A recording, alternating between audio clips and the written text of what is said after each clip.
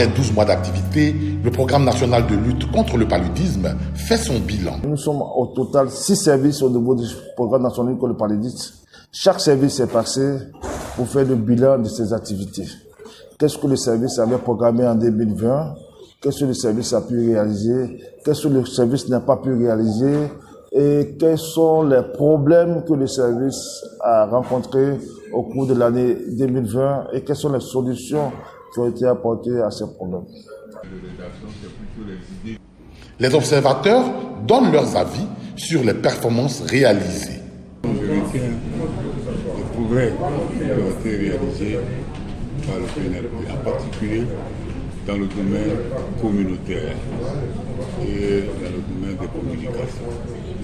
Il y a quelques années, ces aspects-là n'apparaissaient pas régulièrement dans les bilans d'activité du PNLP.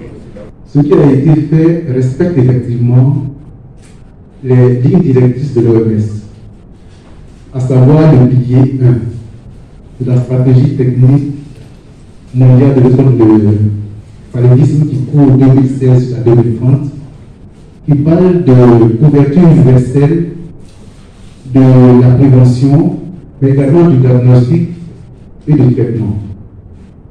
Il parle aussi d'intensifier toutes les stratégies qui sont mentionnées dans le pilier 1 pour pouvoir parvenir à l'élimination. Au niveau de la lutte antivectorielle, cette année, il y a eu 2 actions que nous pouvons noter de fort. D'abord, la PID qui a été réalisée à Nassien et à Sakasso avec la contribution et le soutien de PMI comme partenaire technique, mais également la démoustication dans 5 régions sanitaires avec le budget de l'État de Côte d'Ivoire qui ne se faisait pas dans les années auparavant. Donc nous pouvons vraiment dire qu'il y a eu une avancée notable au niveau de la lutte antivectorielle cette année. Mesdames et messieurs, ces 4 jours nous ont permis de faire le point de nos activités de l'année 2020. Le directeur coordonnateur du programme national de lutte contre le paludisme se satisfait des résultats obtenus, mais il faut aller plus loin.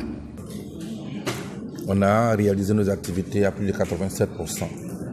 Dans une situation de Covid, je pense que il faut cela féliciter tous les acteurs du PNLP. Mais il ne faut pas se targuer d'avoir réalisé toutes ces activités. L'objectif n'est pas totalement atteint. Il y a effectivement de gros défis à relever en 2021. Nous allons distribuer les moustiquaires très bientôt.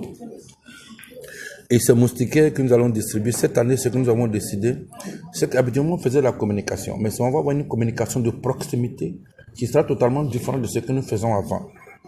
Et maintenant, la communication pour le changement social et de comportement va nous permettre d'aller plus loin.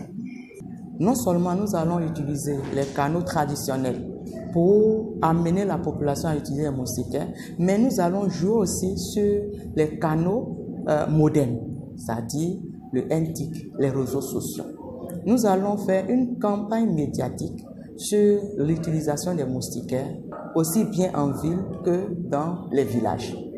Notre grand défi est l'utilisation effective de la moustiquaire par les populations.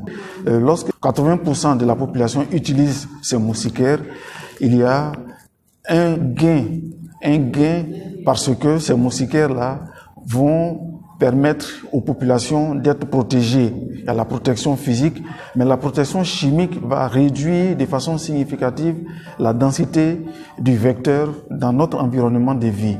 Et qui dit réduction de la densité du vecteur, dit en même temps réduction du nombre de piqûres infestantes que les populations reçoivent au cours des nuits. Et donc, cela va avoir un très grand impact sur la morbidité liée à cette pathologie-là. Bilan, perspective, défis spécifiques. Tout est passé au peigne fin pendant les séances plénières, en travaux de groupe, parfois en petit conciliabule entre grands décideurs de la lutte, aux heures de pause café, mais également en mode détente, au bord de la plage pour remobiliser les troupes pour 2021. La Côte d'Ivoire entame le chemin de l'élimination du paludisme qui tue 5 personnes par jour, dont 4 enfants de moins de 5 ans dans le pays.